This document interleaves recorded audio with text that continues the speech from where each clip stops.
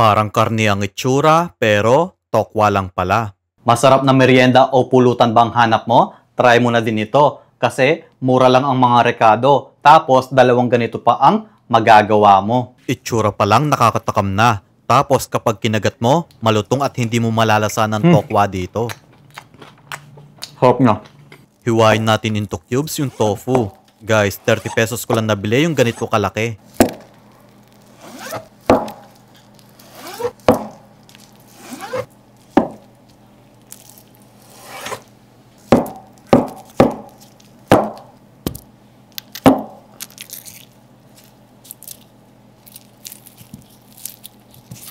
Gagamit tayo ng 1 pirasong pipino at hihiwain din natin to into cubes.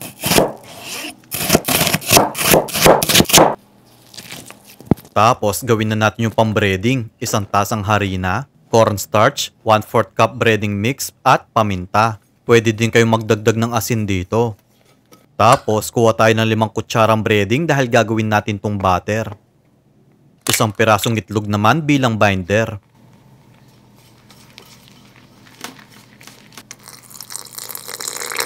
Nagbuhos lang ako ng konting tubig. So, ilubog natin yung tokwa sa batter. Tapos, balutan natin ng breading.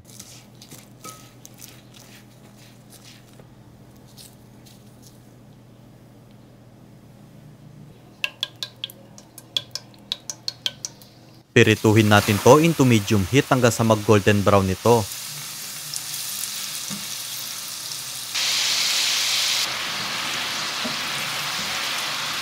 Then, ilagay muna natin sa strainer para matanggal ang excess oil. Guys, kung mapapansin nyo, kulay puti ang non-stick pan ko. Bale, 1 set ang binili ko. Tapos, 3 piraso. Nagkakahalaga lang to ng 1,500 pesos. Tapos, ditanggal ang hawakan niya. Kaya, makakabit mo pa sa isa. O, di ba? Ang ganda. Kung gusto nyo din bumili nito, ilalagay ko na sa comment section para maka-order na din kayo. Next, 1/4 cup ng mayonnaise, 2 bawang, asin, 1 kutsaritang asukal at konting tubig.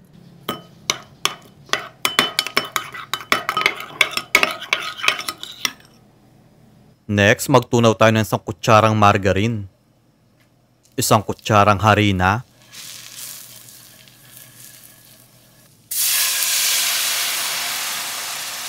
nagbuhos lang ako ng kalahating tasang tubig, 40 grams quick melt cheese,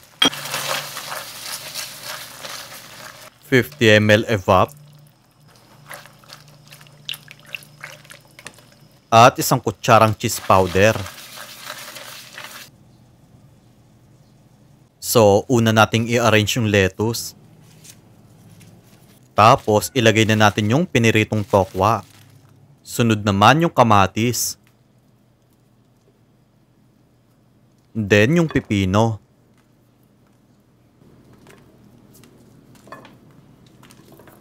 Ilagay na din natin yung mayo garlic sauce dito.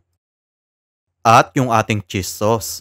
O, diba? Ang dali lang ng pagluluto nito. Tapos, marami pa ang magagawa mo. So yun guys, nakaluto na tayo. 2 ganito ang magagawa mo. Hindi ko na pinlating kasi magtatagal tayo. Kaya naman, tikman na natin to.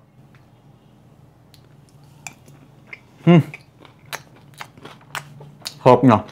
Subukan naman natin kapag may lettuce ito. Ilagay natin yung tokwa. Sunod naman, lagyan pa natin ng mayonnaise. Uy. Tapos yung ating cheese sauce. Tingnan nyo naman, no? Itsura pa lang, masarap na.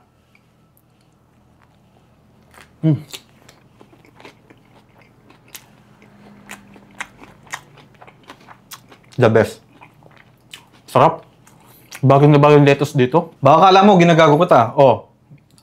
Subukan mo. Para matikman mo, kala mo fake news to, ha? Kala mo, nagpapanggap ako dito, ha?